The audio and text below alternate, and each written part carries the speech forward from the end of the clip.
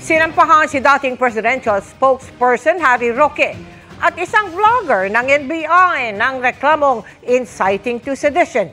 Kaugnayan ang tinaguriang polvoron na video na sinabi ng maraming eksperto na minanipula para magmukhang may sinisinghot ang isang tila kamukha ni Pangulong Bongbong Marcos.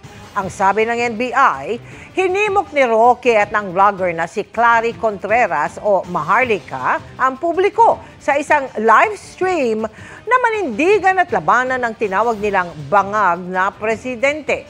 Bago nito, iniugnay ng vlogger na si Pebbles Cunanan si Roque sa pagpapakalat ng polvoron video. Sagot naman ni Roque sa paghahain ng reklamo, "Bring it on." Magandang pagkakataon nito, Anya, para patunayan ng Pangulo na hindi siya gumagamit ng illegal na droga.